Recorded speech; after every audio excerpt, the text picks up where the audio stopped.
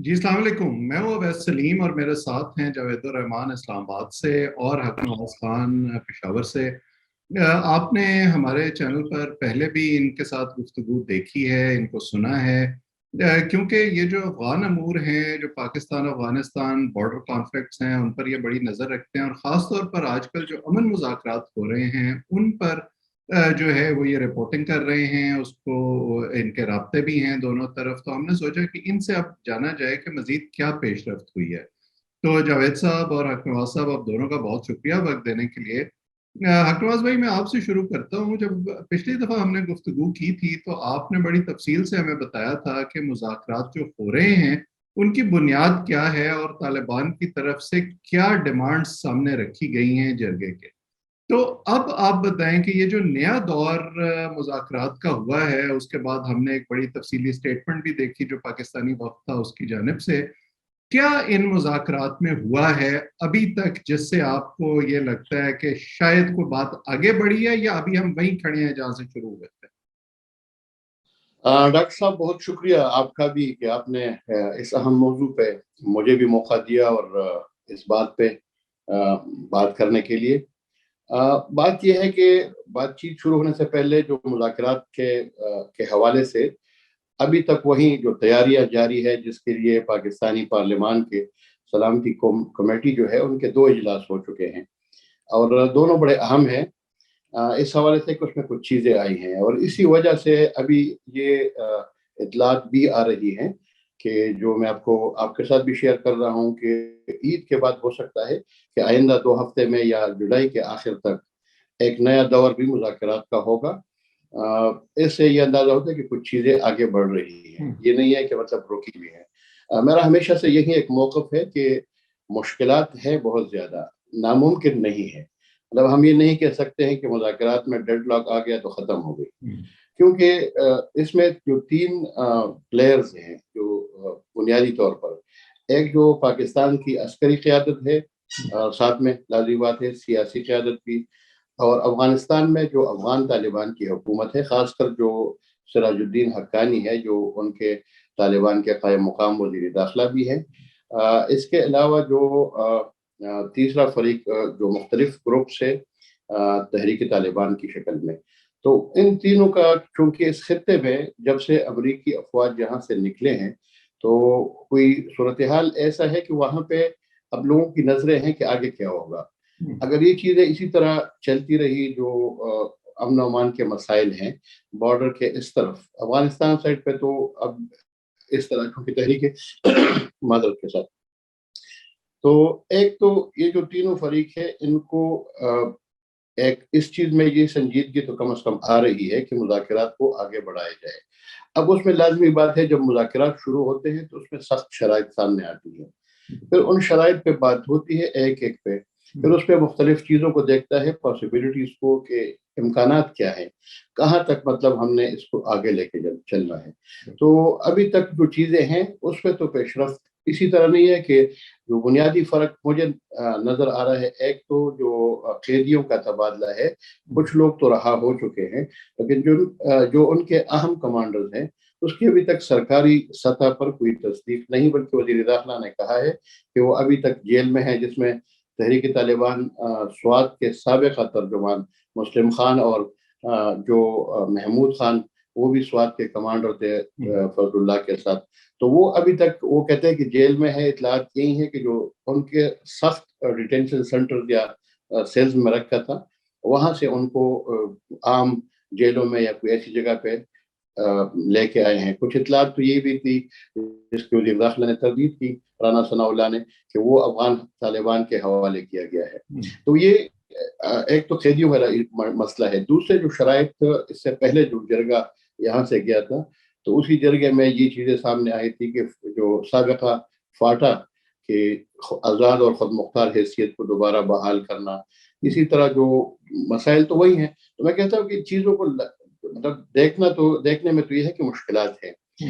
दूसरा जो कानून कह रहे हैं कि साबिक़ा फाटा, जिसके तकरीबन 7 अज़ला हैं, जो अफ़गान सरहद के पास ही है, और स्वात मलकंड, तो वहाँ पे वो कानून निज़ाम अदल जो 2009 में स्वाद तालिबान के साथ जो मुआहिदा हुआ था उसी तरस पे, तो वहीं पे भी सवालात और पेचीदगियाँ तकनीकी बुनियादों पे भी और अवामी लिहाज से, सियासी लिहाज से भी। ये नहीं है कि जिस तरह पहले उस वक्त भी पीपल्स पार्टी की हुकूमत थी जो कि एक सेकुलर जमात है और सूबे में अवामी नेशनल पार्टी की हुकूमत थी, तो किसी के वहम में भी नहीं था कि अवामी नेशनल पार्टी और पीपल्स पार्टी स्वात में जो निज़ाम अदल या जो वहाँ पे काजी तैनाती थी या जो सिस्टम था इस्लामी शरिया का, तो वो वहाँ पे नाफिज किया जाएगा। तो वो भी मतलब इतना मुश्किल नहीं है, लेकिन क्योंकि इन इलाकों में खासकर जो साबिका फाटा है, वहाँ पे जो अंग्रेज ज़माने का कानून था FCR, फ्रंटियर क्राइम्स रेगुलेशन, उसको ख़त्म किया गया है। अब थोड़ा सा इसमें मसले आएंगे क्योंकि जो बाकी मुल्क में एक कानून होगा, पेशावर में एक कानून होगा, वहाँ पे दूसरा होगा, तो ये चीज़ें टेक्निकली इसको देखना होगा और इसमें टाइम लग सकता है। अब ये जो अगला दौर मुज़ाकरात का होगा, जिस तरह पहले तालिबान की तरफ से शराइत आई, फिर उसके बाद उनके जो अमीर थे मुफ्ती नूर वली, उनकी तरफ से कुछ सहाफ़ियों के सवालात भेजे गए थे, तो उनके जवाबात में भी उन्होंने जो चीज़ें वाज़ेह की, जो जहाँ पे मुझे टेक्निकलिटीज़ और जो मुश्किलात नज़र आ रही है, उसमें एक ये था कि जो तहरीक तालिबान वो कहते हैं कि हम अपनी जो तंजीमी हैसियत है इसको ख़त्म नहीं कर सकते, दूसरी तरफ वो असलहा रखने के हक़ में नहीं है। अच्छा, अगर ये नहीं होता तो इसका फिर लाज़मी बात है कि अमन के मसाइल भी पैदा होंगे, तो लोगों में भी एक खौफ का अंसर और जो एक तशवीश वहाँ पे होगी कि ये दोबारा अगर उसी हैसियत में आके तो अमन अमान के मसाइल पैदा हो सकते हैं। तो ये चीज़ें हैं। दूसरा जो फाटा इंजमाम वाला मसला था कि इसको वापस किया जाए, दूसरी तरफ से पाकिस्तान की तरफ से जो बात की गई हुकूमत की तरफ से, जो खुल के पहला जो इजलास था कौमी सलामती कमेटी का, उसमें कुछ चीज़ें आ गई थी, लेकिन जो ये दूसरा इजलास हालिया 2-3 दिन पहले कबल हुआ, उसमें ये चीज़ें आ गई कि आपने पाकिस्तान की जो उसी कमेटी में जिसमें ISI के सरबरा लेफ्टिनेंट जनरल नदीम अंजुम ने ब्रीफिंग भी दी कि मुज़ाकरात कैसे हो रहे हैं और कहाँ पे हो रहे हैं। जो सबसे अहम बात जो पार्लियामान की जो कौमी सलामती कमेटी है, उसमें एक ये भी फैसला किया गया कि ऐसी पार्लियामानी कमेटी तश्कील दी जाए, निगरान कमेटी, जो इस मुज़ाकराती अमल की निगरानी करे और इसमें जो मुश्किलात है या जो चीज़ें हैं उसको देखे। मेरे ख्याल में एक इस लिहाज से अच्छी बात है कि इससे मुज़ाकराती अमल में जो आईनी या पार्लियामान या जो लोग सवाल करते हैं कि पार्लियामान कहाँ गया, तो वो चीज़ें फिर पार्लियामान में, और उसमें वजाहत के साथ कहा गया कि जो चीज़ें भी होंगी वो फिर पार्लियामेंट में लाई जाएगी और पार्लियामेंट ही इसकी मंजूरी देगी, तब जाके उस पर अमल दरामद होगा। तो ये एक अभी तक जो सूरत हाल है, जो जिस तरह 2 इजलास हुए हैं इस कमेटी के, तो पार्लियामेंट की तरफ आए। अब ये है कि उसमें सवालात तो आएंगे, जिस तरह कुछ सवालात और कुछ चीज़ें लोगों ने उठाई वहाँ पे, क्या होगा, किस तरह होगा, वो तो आगे जाके पता चलेगा। लेकिन अभी तक तो सूरत हाल ये है कि ये एक पेशरफ्त है कि जो अस्करी क़यादत है, अभी तक तो लीड वो कर रहे हैं। इस तरह अभी तक जी। बिल्कुल सही। आपने खासी तफसील से बताया कि अब तक क्या हुआ है, और मुझे ये अंदाज़ा हो रहा है आपकी गुफ्तगू से कि जो शराइत हैं उनके हवाले से तो अभी तक डेडलॉक है, कोई पेशरफ्त नहीं हुई, लेकिन इतना ज़रूर हुआ है कि पार्लियामान को एतमाद में लिया गया है, और जो सिर्फ अस्करी क़यादत अभी तक इसको लेके चल रही थी उसको एक तरह से पार्लियामानी ओवरसाइट भी मिल गई है। और अब हम देखते हैं कि दोनों अब इस हवाले से क्या फैसला करते हैं। जावेद साहब, आप कुछ कह रहे थे? जी, मैं ये कह रहा था, इस कमेटी, ये असल में ये जो मीटिंग हुई है नेशनल सिक्योरिटी कमेटी की मीटिंग, इसमें एक तो मैं ये कहूँगा कि इसकी जिस तरीके से इन्होंने उसके अंदर सहाफ़ियों को दूर से रोका, वो ताले लगाने वाली बात वो पिछली इमरान खान की गवर्नमेंट के मुतालिक थी कि वो असद कैसर पार्लियामेंट को ताला लगा देते थे और अंदर सहाफ़ियों को नहीं आने देते थे। गो कि ये इन कैमरा थी, लेकिन इसमें भी हमने देखा कि ताले लग गए थे, अंदर नहीं जाने थे। ये 22 जून को जो मीटिंग हुई थी PM हाउस की, ये उसकी कंटिन्यूटी थी। ये जो नेशनल सिक्योरिटी की कमेटी की जो मीटिंग, अब हमने ये देखा है कि हमेशा जब भी इस किस्म की मीटिंग होती है तो उसमें स्पेशल इनवाइटीज को भी बुलाया जाता है। चलें जी, ये पार्लिमानी कमेटी थी, जिसका अगर पार्लिमानी कमेटी का नाम आ जाए तो उसके अंदर सेनेटर्स या MNAs होती हैं। चलें जी, स्पेशल इनवाइटीज, आपने उसके अंदर सरदार अब्दुल मालिक को भी बुलाया जा रहा है, مولانا فضل الرحمان صاحب کو بھی بلایا جا رہا ہے, محمود اچکزائی کو بھی بلایا جا رہا ہے. تو کیا ہی اچھا ہوتا آپ عمران خان صاحب کو بھی اس کے اندر بلا لیتے, کم از کم انویٹیشن تو چلا جاتا. کم از کم یہ تو کہہ سکتے ہیں کہ اپوزیشن کو ہم نے کہا تھا, اگر آنا یا نہ آنا یہ ان کی اپنی ثواب دید پہ تھا. ویسے یہ امکان کبھی تھا کہ انہوں نے نہیں آنا. میں اس کے بعد ایک اور بات کروں گا کہ ایک اسٹیئرنگ کمیٹی بنا دی گئی ہے, ایک سائٹ کمیٹی جو اس کو اوور سائٹ, جو اسے دیکھے گی اس کے معاملات کو. ہم نے ہمیشہ یہ دیکھا ہے جب بھی کوئی پارلیمانی کمیٹی اس قسم کی جو کمیٹی بناتی ہے وہ معاملہ لمبا ہو جاتا ہے, وہ معاملہ گول ہو جاتا ہے, ایون کہ یادداشت سے بھی اتر جاتا ہے اور بعد میں کہیں سے گھوم گھما کے آ جاتا ہے. لیکن اس بات میں ابھی شروع میں حق نواز صاحب نے کہا کہ اس کا سیکنڈ راؤنڈ آف ٹاک ہونا ہے اور بہت جلد ہونا ہے, عید کے بعد ہونا ہے. اس طرح سے میرے خیال سے حق نواز صاحب یہ بتا رہے تھے. اب اس کے اندر جب یہ اس قسم کی یہ جو جیسے ہی نیشنل سیکورٹی کمیٹی کی میٹنگ ہو رہی تھی اس کے فوراً بعد آپ نے ایک خبر دیکھی ہوگی کہ مسلم خان کو اور ان کو پریزیڈنشل عام معافی کا کہہ دیا گیا, جو کہ کہا گیا کہ حوالے تو نہیں کیا گیا لیکن یہ ہے کہ یہ ان قریب یہ کوئی خبر آ جانی ہے کہ ان کو حوالے بھی کر دیا جائے گا. اس کے بارے میں خان صاحب یہ میں حق نواز صاحب سے پوچھنا چاہوں گا کہ یہ کتنی یہ بات ٹھیک ہے یا نہیں, اور تھوڑا سا بتائیں کہ اسٹیئرنگ کمیٹی کیا اس طریقے سے ان چیزوں کو سنبھال پائے گی یا نہیں. دیکھیے, اگر آپ مجموعی طور پر دیکھیں تو میرے خیال میں آپ کی بات پارلیمان یا پارلیمانی کمیٹی, اب یہ تو سیاستدانوں کا کام ہے, ان پارلیمنٹیرینز کا کام ہے کہ وہ اپنے ریٹ کو کس طرح قائم کر سکتے ہیں. اب ایک چیز آ گئی ہے ان کے سامنے, اب اس کو آگے کس طرح لے کے جا رہے ہیں اور اس کے حل کی طرف. تو یہ جو کمیٹی بنی ہے میرے خیال سے یہ ایک میں اس کو ایک پیش رفت اس حوالے سے کہہ رہا ہوں کہ کم از کم کسی لیول پہ یا کسی سٹیج پہ آ کے ان کو یہ احساس ہو گیا ہے کہ جو مذاکرات ہم کر رہے ہیں عسکری قیادت کو, کہ وہ اس کی مطلب اس وقت تک کریڈیبلٹی نہیں ہوگی, اس کو عوام کی طرف سے سپورٹ نہیں ہوگا جب تک وہ پارلیمنٹ میں نہیں لے کے آئے گے. اب ٹھیک ہے, مسائل تو ہے پاکستان کے جو نظام ہے وہاں پہ پولیٹیشینز اور ان کی کیا اس طرح کی ان معاملات میں, خاص کر پچھلے اگر ہم دیکھیں جب سے یہ وار آن ٹیرر اور خاص کر پچھلے 8-10 سالوں میں جو آپ کی ہوم انٹرنل سیکیورٹی ہے, آپ کے داخلی امور ہے, اس میں جو معاملات ہیں اس میں زیادہ تر کیونکہ لیڈنگ رول عسکری قیادت کا ہے, آپریشن بھی انہوں نے کیے علاقوں میں, انہوں نے ایڈمنسٹریشن بھی چلائے ہیں, تو وہ چیزیں ہیں. لیکن اب یہ ہے کہ اس کمیٹی کا کم از کم یہ ہوگا کہ ایک لحاظ سے اس مذاکرات کو وہی جو آپ نے پہلے اپنی گفتگو میں بات کی کہ ایک ویلیڈیشن ان کو مل جائے گی کہ جی ہمیں پارلیمنٹ کی طرف سے بھی سپورٹ ہے. تو دوسری بات یہ ہے کہ اس میں وہی جو دوسرا ذکر آپ نے کیا مسلم خان کا اور محمود خان کا, جو تحریک طالبان کے سینئر رہنما ہیں جو ابھی تک جیل میں ہیں, ان کے بارے میں یہ متضاد اطلاعات آ رہی ہیں. کچھ اطلاعات ایسی تھی کہ اس کو پہلے ہی حوالے کیا گیا ہے افغان طالبان کے کسٹڈی میں کہ ایک ضمانت کے طور پہ جب تک مذاکرات چلتے رہیں گے ان کو اس طرح فری نہیں کیا جائے گا جس طرح دوسرے نچلے لیول کے جو کمانڈر ہیں ان کو جس طرح رہا کیا گیا, کچھ لوگ محمد کے, کچھ فواد کے, جن کو رہا کیا گیا تھا. ابھی تک اس پہ بھی کوئی اس طرح کوئی فارمل کوئی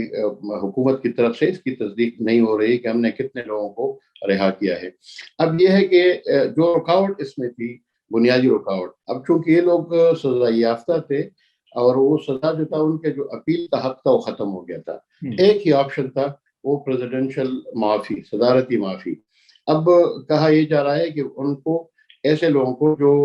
جو ان کے لسٹ پہ تھے, جو طالبان نے ان کو ایک لسٹ فراہم کی تھی, تو ان میں سے یہ ٹاپ پہ تھے اور ان کو یہ جو رہائی کے لیے یہ کیا جا رہا ہے, جس میں نہ صرف مسلم خان اور یہ محمود خان ہیں بلکہ اور بھی ان کے ایسے لوگ ہیں کہ جو جن پہ سزائے موت کی یا عمر قید یا سزائے موت کی سزائے ان کو سنائی دی جا چکی ہے. تو یہ چیزیں ہیں, اس میں دیکھیں آگے جا کے ٹیکنیکل چیزیں آئیں گی. میں نے کہا نا سوالات ہوں گے, اتنا آسان نہیں ہے جس طرح نظر آ رہا ہے. کچھ لوگ تو یہ دعویٰ کر رہے ہیں کہ ابھی فاٹا انضمام کا مسئلہ رہ گیا ہے, لیکن ابھی تک جو بات نظر آ رہی ہے وہ یہی ہے کہ جو مذاکراتی عمل ہے اس میں جو ابھی تک آئین اور طالبان کا ایک موقف ہے، وہ کہتے ہیں ہم اس موقف سے پیچھے نہیں ہٹیں گے کہ ہم اس آئین کو نہیں مانتے. تو اسی لحاظ سے اگر ہم ان کے اس موقف کو دیکھیں تو پھر تو مذاکرات کا کوئی فائدہ نہیں ہے. پھر تو آپ کے مذاکرات ہو رہے ہیں عسکری قیادت سے، اور وہ کچھ لوگ یہاں سے رہا ہو جائیں گے، وہ حملے نہیں کریں گے. عام لوگوں کے لیے جب تک وہ اگر آئین کو نہیں مانتے اور آئینی جو چیزیں ہیں اب اس کو کس طرح جسٹیفائی کرتے ہیں، یہ بھی ایک ایسا مرحلہ ہے کہ مشکل مرحلہ ہے. بالکل نواز صاحب اس میں اگر ہم دیکھیں تو مجھے کچھ اس طرح سے نظر آ رہا ہے کہ یہ جو سارا جو اس ٹائم ان سے 22 جون کو جو میٹنگ ہوئی، یہ نیشنل سیکورٹی کی میٹنگ ہوئی، اور آنے والے دنوں کے اندر پارلیمنٹ کے اندر بھی، کیا یہ سارے جو مذاکرات ہیں حکومت پارلیمنٹ سے سٹیمپ کروانا چاہتی ہے اس معاملے کو؟ مجھے تو اس طرح سے لگ رہا ہے کہ ان کے ساتھ میں اس کو کسی اور طرح سے دیکھ رہا ہوں. ہمارے یہاں جو معاملہ حکومت کے یا اداروں کے قابو میں نہ آ رہا ہو اس پر وہ کہتے ہیں کہ چلو کمیٹی بنا دو، معاملے کو لمبا کرو ذرا. تو اس میں بھی شاید یہی ہوگا کہ اسی بہانے چلو سیز فائر رہے گا، کوئی لڑائی بڑھے گی نہیں، فی الحال جو ہے اس معاملے کو لمبا کرو. بالکل ڈاکٹر صاحب اور جاوید صاحب، آپ نے جو بات کہی، ایک تو یہ ایک چیز ہے کہ اس کو وہاں سے ویلیڈیشن مل جائے، مطلب ایک لحاظ سے ایک سٹیمپ ہو جائے کہ جی اس کو سیاسی قیادت کی طرف سے بھی جتنے ہیں. حالانکہ جس طرح پہلے گفتگو میں آپ نے اشارہ کیا جاوید الرحمان نے کہ وہ اپوزیشن کا جو اس وقت اہم ایک رہنما سابق وزیر اعظم عمران خان، ان کو نہیں بلایا گیا ہے، ان کو بھی بلانا چاہیے تھا. اور میرے خیال میں اس مرحلے میں اگر آپ کو یاد ہو 2014 میں جب دسمبر میں پشاور میں آرمی پبلک اسکول پہ جو حملہ ہوا، تو اس کے بعد یہ ساری قیادت، یہ تحریک انصاف جو اس وقت دھرنے میں بیٹھی ہوئی تھی، وہ بھی، اور نواز شریف جو اس وقت وزیر اعظم تھے، سارے مل بیٹھ کے انہوں نے ایک نیشنل ایکشن پلان بنایا. اب وہ نیشنل ایکشن پلان کہاں گیا، اس میں کیا چیزیں تھی، وہ وہی بات ہے جو ہم اکثر کہتے ہیں کہ پھر لوگ بھول جاتے ہیں. تو یہ ہے کہ جو قومی اہم معاملات ہوتے ہیں اس پہ میرے خیال میں اگر جب تک سب کی ایک رائے نہ ہو اس میں کامیابی کے امکانات بھی بہت کم ہوتے ہیں. دوسری بات یہ ہے کہ پھر اس کا فالو اپ، اب فالو اپ کون کرے گا کہ یہ جو مذاکرات ہو رہے ہیں اس پہ جو شرائط اور جو چیزیں سامنے آتی ہے، یہ تو بڑی بڑی باتیں ہیں جس کو ہم ڈسکس کرتے ہیں. اس کے علاوہ بھی اس میں کچھ چیزیں ہوں گی. اب یہ چیزیں ایسی ہیں کہ اس پہ پھر عمل کیسا ہوگا، پھر وہ چیزیں کمیٹی والی بات آپ نے کہی. بالکل جب کوئی واقعہ ہوتا ہے تو کمیٹی بنا کے اس کی جوڈیشل انکوائری کر دو، یہ کر دو، وہ چیزیں پھر سائڈ لائن پہ سائڈ چلی جاتی ہے. لیکن جو میں دیکھتا ہوں، جو میرا اس وقت چیزوں کو میں دونوں طرف سے دیکھتا ہوں، ایک تو یہ ہے کہ افغان طالبان کو مسائل ہے، کیونکہ جو ہدف ہے تحریک طالبان نے جب سے 2014 میں آرمی پبلک اسکول پر حملہ کیا تھا اس کی ذمہ داری قبول کی تھی، جو عوامی رد عمل آیا تھا، جو آج تک لوگ ان کے حوالے سے وہی نفرت کرتے ہیں، اس کے بعد سے انہوں نے اپنے طریقے جو تھے، جو ان کے جو حملے تھے، اس کو تھوڑا سا اسٹریٹجی کو چینج کیا، اور اس نے یہ کیا ہے کہ ٹارگٹ کلنگ شروع کر دی. اچھا، اس میں عوامی مقامات پر دھماکے اگر آپ دیکھیں تحریک طالبان کے تو بہت کم ہی آپ کو ملیں گے، شاید یہ 2014 کے بعد سے. اس میں ایک آدھ جگہ پہ انہوں نے حملے کیے، لیکن اس کا جو ریئیکشن آیا تو ایک تو انہوں نے یہ چیزیں سیکیورٹی فورسز، اگر پچھلے آپ سال 1.5 سال کا ڈیٹا نکال لے تو یا پولیس کو ٹارگٹ کیا گیا ہے، یا انٹیلیجنس کے لوگوں کو کیا، یا آرمی کو کیا گیا ہے. تو ایک تو ادھر سے اسی وجہ سے عسکری قیادت کو بھی کہ ایک مسئلہ تو ہے. اب عوامی لحاظ سے اگر آپ دیکھیں تو ان کی طرف سے جو آخری دھماکہ پشاور میں ہوا تھا میرے خیال میں آج سے 3-4 مہینے پہلے، تو وہ داعش کی طرف سے کیا گیا تھا. تو یہ چیز ہے کہ اس کو وہاں سے افغان طالبان، اور اس وجہ سے اگر وہ وہاں سے بیٹھ کے پاکستان میں کارروائیاں کرتے ہیں تو اس کا لازمی بات ہے کہ یہاں سے بھی رد عمل جاتا ہے. جس طرح خوست میں بمباری کی گئی اور کنڑ میں میزائل داغے گئے، جس کو بعد میں کسی نے ڈرون کر دیا، کسی نے کہا کہ یہاں سے میزائل پہ وہاں پہ لوگ مارے گئے، جس پہ طالبان کا بہت سخت رد عمل آیا. تو یہ چیزیں ہیں کہ دونوں ممالک، اور پھر دونوں اگر آپ دیکھیں تعلقات بھی افغان طالبان جیسے بھی لوگ کہیں تو ابھی تک یہی ایک عام تاثر ہے کہ پاکستان کے ساتھ، خاص کر پاکستان کی عسکری قیادت کے ساتھ افغان طالبان کے بھی اچھے تعلقات رہے. اور اس کی وجہ سے اسی مذاکرات میں بھی جو لیڈنگ رول ہے वो ISI के साबिक जो सरबराह है लेफ्टिनेंट जनरल फैज़ हमीद, तो इस वक्त पेशावर में कोर कमांडर है, और मुफ्ती नूर वली जो है उन्होंने भी अपने ऑडियो पैगाम में जो सवालों के जवाब दिए थे, तो उन्होंने यही कहा था कि अब तहरीक तालिबान की तरफ से मैं लीड कर रहा हूँ और पाकिस्तान की तरफ से लेफ्टिनेंट जनरल फैज़ हमीद लीड कर रहे हैं। तो ये चीज़ें हैं कि इसमें एक जो रीजन है, दूसरा जो तीसरी कुव्वत है वो दाइश की शक्ल में है। अब दाइश कितना है वो अलग मौजू है, लेकिन कम से कम पाकिस्तान को भी पता है, तहरीक तालिबान को भी पता है और अफगान तालिबान को भी, कि अगर यहाँ से चीज़ें ख़राब हो जाती हैं तो उसका फ़ायदा अल्टीमेटली जो तीसरे लोग हैं या जो थर्ड पार्टी है उनको भी हो जाता है। जिस तरह आज ही मर्दान में एक ID ब्लास्ट हुआ है। अब जंगबंदी है तालिबान के साथ, जिम्मेदारी किसी ने कबूल नहीं की, किसने किया इसका बाद में पता चलेगा। दूसरी बात यह है कि तहरीक तालिबान जो है वो भी अगर आप देख लें तो सिर्फ एक इस तरह सियासी तंजीम तो नहीं है, उसमें मुख्तलिफ किस्म के ग्रुप्स हैं, जिस तरह स्वात के तालिबान, बाजौड़ के तालिबान, या मुख्तलिफ कमांडर जो 2007 में मिलके उन्होंने एक शूरा बनाया, बाद में पता नहीं 32 थे या 36 छोटे बड़े ग्रुप्स थे, उन सब ने मिल के एक तहरीक तालिबान बनाया। अब भी मतलब इसमें कुछ लोग ऐसे हैं कि जो लाजमी बात है कि मुज़ाकरात में उनके तहफ़्फ़ुज़ात होंगे। अब इसकी क्या गारंटी होगी कि जो फैसला इनकी लीडरशिप करेगी वो नीचे जाके जो फुट सोल्जर्स हैं, जो तालिबान है नीचे जो लड़ रहे हैं, वो उसमें कितना अमल करते हैं, आया उनका भी उसी तरह का कंट्रोल है जिस तरह का कंट्रोल अफगानिस्तान में तालिबान का अपने लोगों पे है। तो ये चीज़ें हैं, इसको आगे देखना होगा कि ये किस तरह आगे बढ़े और इसका फ़ायदा किसको होगा। फिलहाल तो जी, बिल्कुल सही कह रहे हैं आप। और ये तमाम वो इम्कानात और ख़दशात हैं जो तालिबान के टेक ओवर से पहले भी थे अफ़गानिस्तान में, और हमारी जो उम्मीदें थीं वो उस वक्त तो उस तरह से पूरी नहीं हुई। अब देखते हैं कि इन मुज़ाकरात में से क्या निकलता है, और जो अब हम उम्मीदें लगाए बैठे हैं उनका कोई मस्बत जवाब हमें मिलता है या नहीं। इस पर हम आपसे गुफ्तगू का सिलसिला जारी रखेंगे। जो लोग हमें देख रहे हैं वो इस चैनल को सब्सक्राइब करें ताकि ये गुफ्तगू आइंदा भी आप तक पहुंचती रहे, हमारे मेहमानों से भी आपकी मुलाकात होती रहे। डॉक्टर नवाज साहब आपका, जावेद साहब आपका, और जो लोग हमें देख रहे हैं आप सबका बहुत बहुत शुक्रिया।